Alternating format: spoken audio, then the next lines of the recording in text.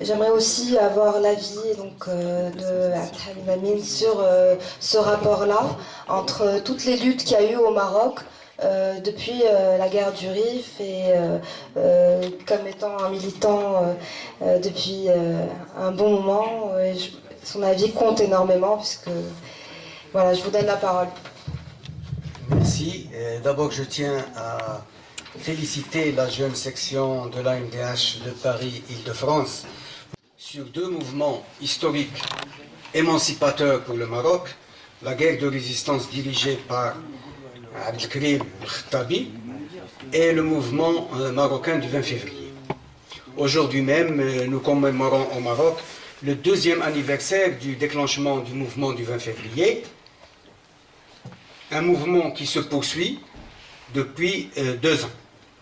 Cette commémoration entre dans le cadre de la semaine militante nationale décidée par le Conseil national d'appui au mouvement du 20 février et dont les points forts sont premièrement les sit-ins qui sont organisés un peu partout aujourd'hui au Maroc, deuxièmement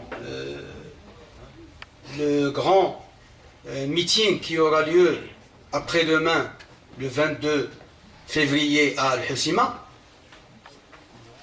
et qui est organisé à la fois par un collectif des organisations progressistes appuyant le mouvement du 20 février dans la province d'Al-Hoceima, et par le Conseil national d'appui au mouvement du 20 février, et également par le collectif marocain des instances des droits humains, un collectif regroupant 18 associations de défense des droits humains au Maroc. Et le troisième point fort, c'est la 24e journée militante nationale qui aura lieu le 24 février prochain, c'est-à-dire dimanche prochain. Alors cette commémoration du 22e anniversaire du mouvement du 20 février vient en pleine campagne lancée depuis le 10 décembre dernier, conjointement par le Conseil national d'appui au mouvement du 20 février et le collectif marocain des instances des droits humains pour la libération des détenus du mouvement du 20 février et de tous les prisonniers politiques, une campagne que nous voulons nationale, mais que nous voulons également internationale. Et je profite de cette occasion pour solliciter votre appui à cette campagne internationale pour la libération des détenus du mouvement du 20 février et de l'ensemble des prisonniers politiques au Maroc. La question des prisonniers politiques est à elle seule une preuve que le Maroc, d'après la constitution amendée du 1er juillet 2011, est dans la continuité du Maroc d'avant, le Maroc de l'oppression, le Maroc de la répression. Cette commémoration vient au moment où nous assistons à une offensive contre les libertés et les acquis sociaux. Répression des diplômés enchômagés, des étudiants, des syndicalistes, des mouvements sociaux. Offensive contre le pouvoir d'achat, gel des salaires, liquidation programmée de la caisse de compensation qui sert à stabiliser les prix au Maroc, agression envisagée contre les acquis bien minces déjà dans le domaine de la retraite, agression contre la liberté ou les libertés syndicales, notamment à travers la préparation d'une loi scélérate sur la grève. Nous avons toujours une justice toujours à la solde du pouvoir politique, malgré les discours pléthoriques sur la réforme de la justice. Donc voilà un petit peu les conditions, très rapidement, de la commémoration de ce 2e anniversaire du mouvement du 20 février. Et par hasard, ce mouvement du 20 février, ça se déroule le 20 février, qui est la journée internationale pour la justice sociale. Donc c'est une journée qui est organisée par les Nations Unies, et ça tombe bien que le mouvement du 20 février soit également un mouvement pour la défense de la justice sociale.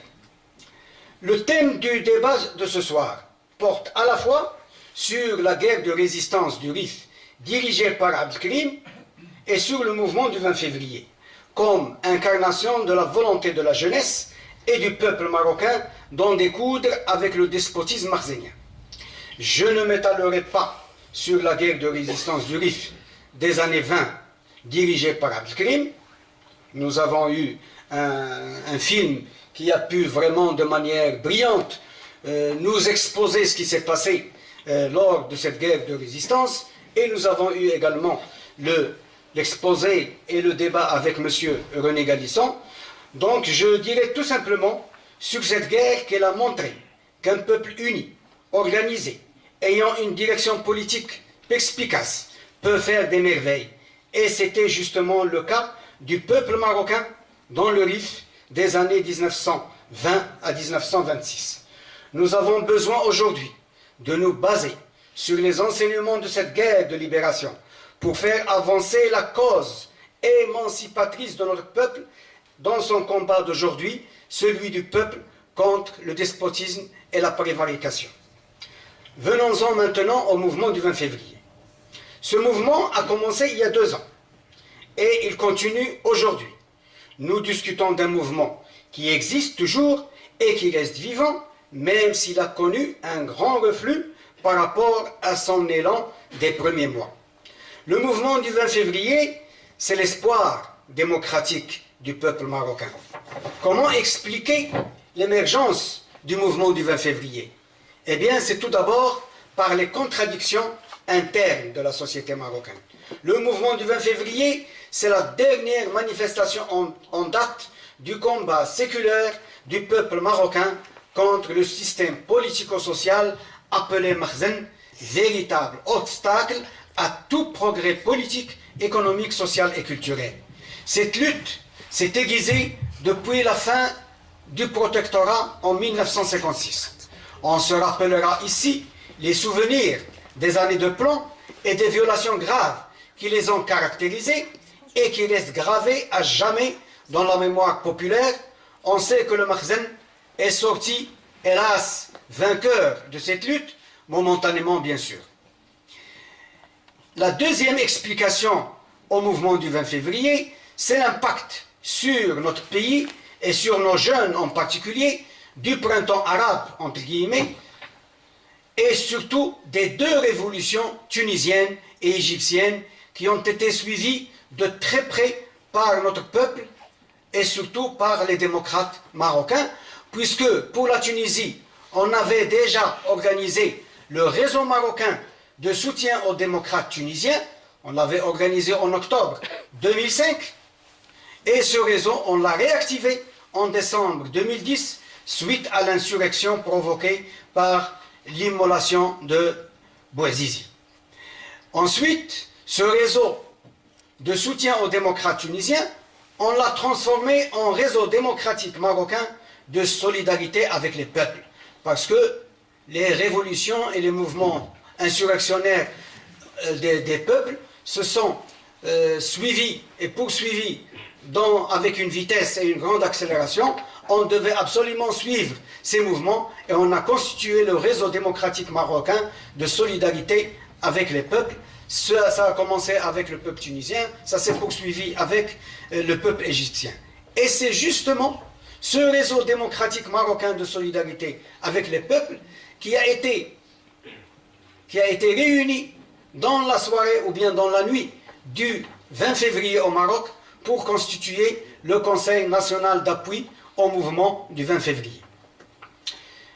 Un mot sur les objectifs du mouvement du 20 février, et qui s'est proclamé comme mouvement contre le despotisme et la prévarication.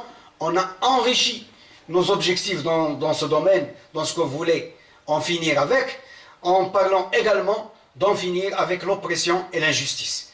Donc c'était un mouvement contre le despotisme, l'oppression, l'injustice et la prévarication, et également un mouvement pour un Maroc de dignité, de liberté et de justice sociale, ce qui a été enrichi en ajoutant l'égalité, la démocratie et les droits humains. Ça a été ajouté par le Conseil national d'appui au mouvement du 20 février.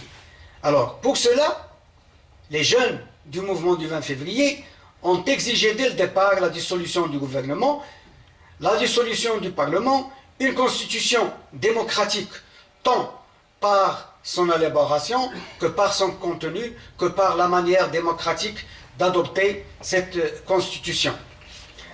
Ils exigeaient également, ces jeunes, la justice, une justice indépendante et intègre, et l'emploi également des diplômés en chômage, plus beaucoup d'autres revendications à caractère démocratique. Certains objectifs ont été ajoutés par la suite par le Conseil national d'appui au mouvement du 20 février, en constatant qu'il y avait des faiblesses dans les objectifs initiaux. On a notamment ajouté 3 objectifs importants. Le premier, c'est l'égalité totale entre l'homme et la femme dans tous les domaines, y compris pour ce qui concerne les droits civils. Le deuxième, c'est la liberté de croyance et de conscience. Et le troisième, c'est le combat anti-impérialiste qui devait impérativement être conjugué avec le combat démocratique, vu le rôle justement de l'impérialisme qui consistait à contrer les révolutions démocratiques et à les contourner, sinon à les biaiser et à les déformer, comme on constatera par la suite pour ce qui concerne la révolution en Libye, la révolution en Syrie et même pour les révolutions égyptiennes et tunisiennes. Alors voilà donc un peu pour ces objectifs. Un débat important s'est déroulé au Maroc sur le plafonnement des revendications du mouvement du 20 février. Fallait-il s'arrêter à l'exigence d'une monarchie parlementaire ou bien fallait-il envisager d'arriver là où peut le permettre le rapport de force lui-même en construction, un rapport de force en construction. Bref, fallait-il également poser la question de la République. Donc c'était un débat qui s'est engagé entre les militants du mouvement du 20 février, débat qui n'a pas été tranché et qui continue bien sûr, et c'est très probablement le rapport de force entre les forces populaires et le Makhzen qui pourra décider de la réponse à cette question. Un mot sur la nature du mouvement du 20 février. Le mouvement du 20 février s'est voulu un mouvement démocratique, aussi bien pour ses objectifs, la démocratie, un régime démocratique à la place du régime makhzenien, que pour le fonctionnement interne de ce mouvement du 20 février. Il s'est voulu également un mouvement de masse et populaire. Le mouvement du 20 février n'est pas un front, c'est un mouvement auquel l'adhésion est spontanée et individuelle. C'est également un mouvement pluriel, mais unifié. C'est également un mouvement combatif, mais pacifique. Et enfin, c'est un mouvement indépendant. Ça ne veut pas dire qu'il est indépendant sur le plan de la politique, mais indépendant de chacune des forces qui constituent ce mouvement. Il puise ses idées politiques et son programme politique de sa dynamique interne et non pas d'une ou de l'autre de ses composantes. Un mot sur l'organisation du mouvement du 20 février. Le mouvement du 20 février est constitué de 3 composantes essentielles. Premièrement, les coordinations du mouvement du 20 février dans les différentes villes du Maroc. L'ossature, ce sont les jeunes, mais par la suite, il y a eu des moins jeunes à l'intérieur de ces coordinations du mouvement du 20 février qui, au départ, était la véritable émanation du mouvement du 20 février, avant même le déclenchement du mouvement du 20 février. Deuxièmement, les organisations d'appui au mouvement du 20 février. Parmi ces organisations d'appui, il y a tout d'abord le Conseil national d'appui au mouvement du 20 février.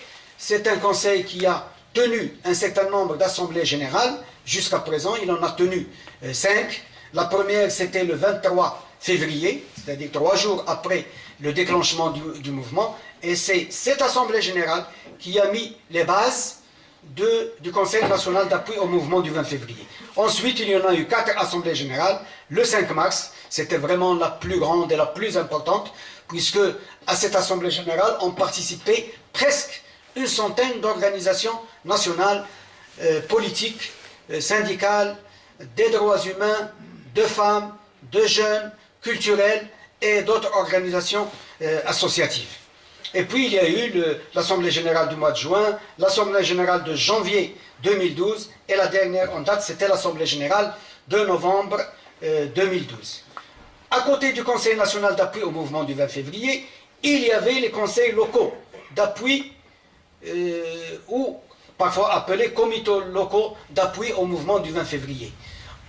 Généralement, ces conseils locaux d'appui au mouvement du 20 février ont reculé, plusieurs d'entre eux ont disparu et ils ont fusionné avec les coordinations du mouvement du 20 février. La troisième composante la plus importante, ce sont justement les citoyens et les citoyennes qui ont participé aux manifestations du mouvement du 20 février. Les principales actions du mouvement du 20 février, bien sûr, ont connu un moment de flux et un moment de reflux. Le mouvement du 20 février, dans sa première sortie, le 20 février, est sorti dans 60 villes, avec 300 000 participants environ. Le 20 mars et le 24 avril, les deuxième et troisième journées militantes nationales, nous avons estimé à 1 demi-million chaque fois les participants au mouvement, aux manifestations du mouvement, avec 100 points de manifestation le 20 mars et 109 points de manifestation, y compris 5 ou 6 ici en Europe qui ont participé à ce mouvement. Donc c'était vraiment un raz-de-marée au départ. Le mouvement a connu une phase ascendante jusqu'en mai 2011.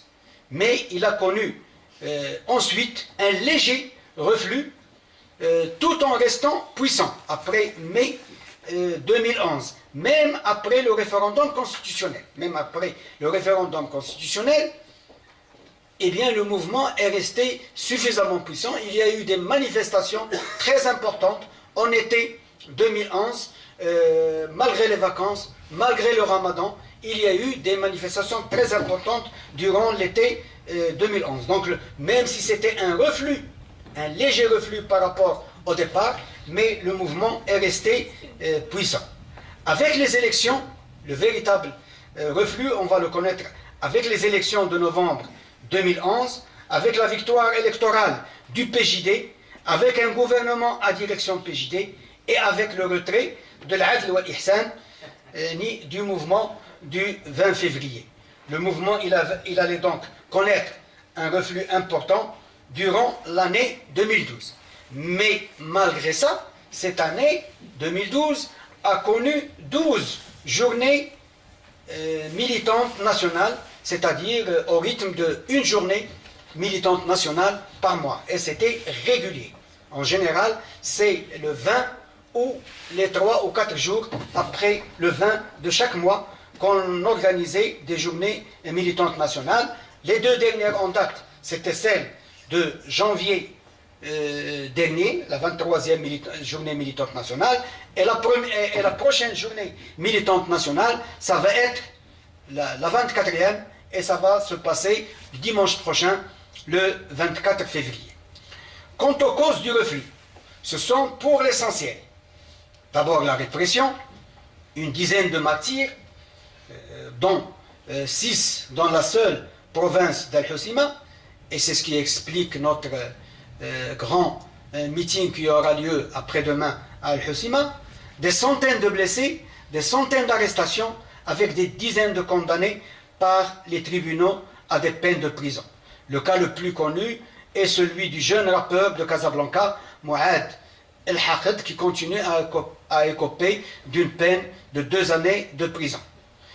La deuxième explication à ce reflux, ce sont les manœuvres politiques, et parfois des concessions politiques mineures, ainsi que des concessions sociales. Le discours du 9 mars 2011 sur la Constitution et la mise en place de la commission Menouni et du comité de suivi de cette commission ont pu démobiliser un certain nombre de partis politiques et également de syndicats, puisque pour la première fois, les syndicats ont fait partie de la commission de suivi du comité de la commission Menouni et de la rédaction des amendements à la Constitution. Il y a eu également la libération d'une partie des prisonniers politiques, la mise en place du Conseil national des droits de l'homme à la place du Conseil consultatif des droits de l'homme, avec quelques prérogatives supplémentaires. La mise en place du Conseil économique et social. L'accord du 26 avril 2011 entre gouvernement, patronat et syndicats, et qui a eu un rôle important sur la neutralisation des syndicats, surtout avec leur participation complémentaire à la rédaction de la Constitution. Il y a eu également l'emploi de quelques milliers de diplômés enchômagés, le renflouement de la caisse de compensation pour préserver, pour freiner, disons, l'augmentation des prix. Il y a également comme explication la division des forces politiques qui ont participé au mouvement du 20 février. Division d'abord entre ceux qui ont rejoint le mouvement du 20 février à la dernière minute, en dépit de leur position bien connue contre la démocratie. Donc un certain nombre de forces ont participé, mais ceux-là, ils ont vite quitté le bateau après le discours du 9 mars et après les débats sur la Constitution et la rédaction de la Constitution. Il y a eu également les contradictions entre les islamistes de Al-Adl al-Ihsan et les démocrates laïcisants. Il y a eu également les contradictions à l'intérieur des démocrates laïcisants eux-mêmes, entre pro-monarchie parlementaire et les anti-Makhzen refusant le plafonnement des revendications politiques. Il y a également la faiblesse organisationnelle et dans le domaine de la communication. Au niveau organisationnel, le mouvement du 20 février n'est pas parvenu jusqu'ici à constituer une coordination entre les coordinations du mouvement du 20 février. Toutes les coordinations qui existent dans chacune des villes, ce sont des coordinations autonomes et n'ont pas de rapport avec les autres coordinations. Le seul lien qui est resté unitaire pour le mouvement du 20 février, c'est justement le Conseil national d'appui au mouvement du 20 février. Et je pense personnellement que si ce Conseil national d'appui au mouvement du 20 février n'existait pas, eh bien ça aurait accéléré la disparition du mouvement du 20 février lui-même. Il y a également parmi les explications l'échec dans la concrétisation du caractère de masse et populaire du mouvement du 20 février. Malgré le fait que le mouvement du 20 février s'est voulu un mouvement de masse et populaire, mais on n'est pas arrivé à enraciner son caractère de masse, notamment en faisant adhérer à ce mouvement les travailleurs et les syndicalistes, en dehors d'un certain nombre de syndicalistes progressistes qui ont participé au mouvement, mais qui ont fini par payer le prix par la suite, dans la mesure où dans la phase de reflux du mouvement, il y a eu une offensive marzénienne et bureaucratique contre ces syndicalistes démocrates pour justement diminuer et encercler leur influence au sein du mouvement syndical et au sein du mouvement des travailleurs. Il y a également l'échec dans la convergence du mouvement du 20 février et des mouvements sociaux. Parce qu'un des objectifs fondamentaux du mouvement du 20 février, c'était de pouvoir rassembler les mouvements sociaux dans un seul mouvement politico-social qui est le mouvement du 20 février. Malheureusement, on n'est pas arrivé jusqu'à présent à réaliser ce résultat très important et ça reste un objectif fondamental pour l'avancée du mouvement du 20 février. Il y a également, bien sûr, parmi les explications à ce reflux, c'est l'aspect extérieur, le caractère violent des révolutions libyennes et syriennes, après le caractère relativement pacifique des révolutions tunisiennes et égyptiennes. Et surtout, le rôle de l'impérialisme et de la réaction arabe pour dévoyer les révolutions au profit de leurs intérêts, notamment en Libye et en Syrie, mais également en Tunisie et en Égypte. Pour ce qui est des perspectives du mouvement du 20 février, je finirai par là, malgré le reflux de ce mouvement du 20 février, il existe toujours, et ça c'est très important à consigner. On parle de ce mouvement au passé, on parle de ce mouvement au présent, mais on parle également de ce mouvement pour l'avenir. Et ça, c'est très important. Le mouvement du 20 février reste l'espoir démocratique du peuple marocain. La guerre de résistance de Abdelkrim était l'espoir d'émancipation du Maroc et du Maghreb sous domination coloniale. Cet espoir s'est concrétisé au Maroc de nouveau par la montée en puissance du mouvement national depuis 1952 jusqu'à la fin du régime du protectorat en 1956, en passant par la résistance armée dans les villes et dans les campagnes et principalement le RIF. Le mouvement du 20 février, c'est la continuation de ce mouvement d'émancipation. Mais il vise cette fois, comme toutes les luttes politiques démocratiques de 1956 à fin 2010, à libérer le peuple marocain de la domination du Makhzen, appuyé par l'impérialisme. C'est aux forces démocratiques de concrétiser cet espoir démocratique, représenté par le mouvement du 20 février, en tirant les enseignements du passé et en faisant du mouvement du 20 février un mouvement démocratique de masse, populaire, pluriel et unitaire, indépendant, combatif et pacifique, pour un Maroc de dignité, de liberté, d'égalité, de justice sociale, de démocratie et des droits humains.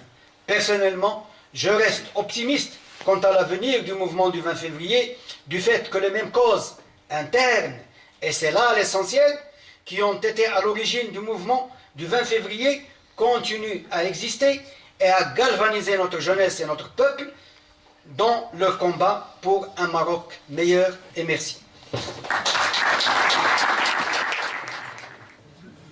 Bon, alors, bien sûr, je ne peux pas répondre à toutes les questions, à toutes les interrogations. J'estime que certaines interventions, c'était plutôt un enrichissement de nos deux interventions. Mais je tiens tout d'abord à réagir sur, premièrement, cette conjugaison entre les deux mouvements de libération que sont le mouvement de libération du RIF et le mouvement d'émancipation du 20 février. Moi, au départ, je me suis posé la même question. Mais je vous avoue que, en suivant les débats aujourd'hui, j'ai trouvé que c'était une bonne idée. Une bonne idée que de pouvoir, dorénavant, dans notre combat pour d'émancipation, dans notre combat pour le mouvement du 20 février, justement, d'avoir à l'esprit l'expérience du mouvement émancipateur de Abdelkrim. Aussi bien cette ténacité de combattre l'ennemi, aussi bien cette organisation qui nous manque dans le mouvement du 20 février, que avec ce mot d'ordre de République du RIF. Également, ça nous interpelle pour l'avenir dans notre pays. Donc il faut se poser la question, et nous avons parlé tout à l'heure de quel est le mot d'ordre central, quel est l'ennemi, de quoi on doit se débarrasser au Maroc. Alors bien sûr, c'est une question qui fait débat, et on n'est pas, tout le monde n'est pas d'accord sur ça. Il y a des gens qui veulent que le mouvement du 20 février soit un simple mouvement social pour réformer la situation au Maroc, etc. Il y a d'autres qui veulent que le mouvement du 20 février soit un mouvement révolutionnaire qui débarrasse notre pays des rapports makhzeniens. Bon, certains disent qu'ils ne connaissent pas ce que c'est que le Makhzen, mais je pense que notre peuple sait très bien ce que c'est que le Makhzen. Parce qu'il vit le Makhzen du haut jusqu'en bas. Du baiser de main et des gens qui se prosternent jusqu'au Muqaddam et au Cheikh qui vraiment l'opprime dans sa vie quotidienne. Le système makhzenien, un système semi-féodal, c'est plus précis que les gens qui disent on veut en finir avec le régime. Parce que cette question du régime, elle n'est pas suffisamment développée. De quoi s'agit-il quand on parle de régime? Est-ce qu'on parle de régime de monarchie absolue et on veut une monarchie parlementaire? Est-ce qu'on parle du régime politique, social, économique, etc. Et là, c'est un grand, c'est une grande révolution qui nous attend. C'est pas seulement la révolution qui peut nous débarrasser du système marzénien. Donc c'est encore un débat. Donc, à mon avis, c'est l'idée que je défends, c'est de pointer notre combat contre le système marzénien. Et le pointer pour aboutir à un régime démocratique. Quel est ce régime démocratique? Eh bien, c'est le rapport de force qui peut le permettre. Bien sûr, chacun, je parle pour le mouvement du 20 février, mais chacun a sa propre opinion sur le régime que nous voulons avoir dans notre pays. Chaque force politique a son opinion, mais ça qu'elle la garde pour elle, qu'elle travaille pour pour diffuser son point de vue. Mais pour le mouvement du 20 février, et si on veut rester fédérateur et à la fois radical, je pense que la revendication, c'est d'en finir avec le système marzélien. Alors je continue. D'abord, je voudrais vraiment remercier M. Daniel Kling pour son film. Et pour moi, j'ai fait une découverte ce soir avec ce film. Et je pense qu'il faudrait qu'on diffuse bien ce film chez nous au Maroc. Il faut qu'on fasse un grand effort pour diffuser ce film au Maroc. Alors, je continue. Bon, sur la question du Maghreb, du Sahara, bon, je n'ai pas parlé des choses événementielles, les dernières arrestations, la répression des manifestations. Je n'ai pas parlé du procès de Gdim Izig, qui s'est déroulé, qui s'est terminé le dimanche dernier. Bon, notre position à l'AMDH est bien connue. D'abord, on a été sur place, on a fait un rapport d'enquête, les conclusions de ce rapport sont bien connues, les responsabilités dans les violations, tout ça. Également, nous avons chargé 2 avocats de l'AMDH de défendre les prisonniers de Gdim Izig.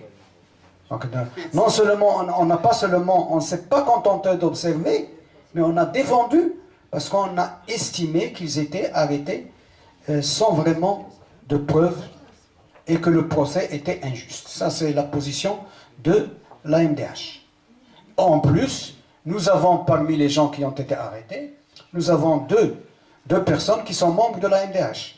L'un a été condamné à perpétuité et l'autre, il a été condamné à 20 ans. L'un est membre de la section de l'Ayoun, l'autre est membre de la section de Assa. Donc, sur ce point-là, je pense que l'AMDH a fait ce qu'il fallait faire en tant qu'organisation de défense des droits humains, et ça nous coûte beaucoup au Maroc de faire notre travail de défenseur des droits humains. Ça nous coûte beaucoup. Et si on suit de près l'actualité, vous allez voir combien il y a d'insultes contre l'AMDH, contre la présidente de l'AMDH, contre les responsables de l'AMDH, mais ça ne fait rien, ça fait partie de notre travail. Ça fait partie de notre travail. Donc voilà un peu sur cette question. Je voulais réagir également sur le mouvement du 20 février qui n'était pas organisé. Faut-il avoir des leaders pour le mouvement du 20 février comme Abdelkrim, tout ça? Je ne le pense pas. Pour moi, je pense, mais il ne faut pas laisser non plus la place à l'anarchie. Il faut un minimum d'organisation pour qu'un mouvement puisse continuer. Et c'est pour ça que, tout à l'heure, j'ai critiqué le fait que le mouvement n'était pas suffisamment organisé et qu'il faut justement que ce mouvement, pour l'avenir et pour qu'il reprenne du souffle et pour qu'il connaisse une véritable renaissance, eh bien, il faut qu'il pense également à mieux s'organiser pour affronter toutes les questions qui se posent à ce mouvement. L'attentat de Marrakech, bon, bien sûr qu'il a joué un rôle, il a joué un rôle, mais est-ce qu'il a été vraiment, disons, manipulé, tout ça? Bon, j'ai pas d'éléments pour avoir une réponse sur ça. On a tous dans notre pays des interrogations sur ça.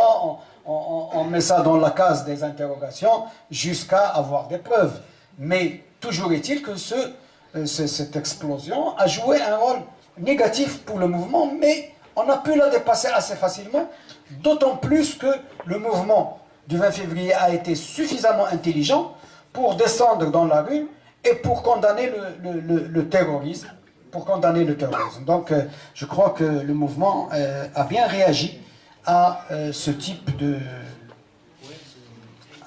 choses. Hein. Donc,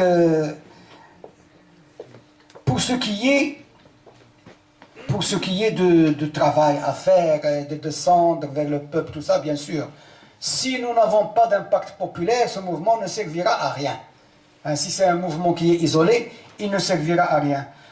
Donc, il est évident que ce mouvement, étant donné qu'il s'est défini comme mouvement de masse et comme mouvement populaire, eh bien, s'il n'arrive pas à concrétiser cette partie de la définition de ce mouvement, eh bien, il restera isolé et il va disparaître en fin de compte.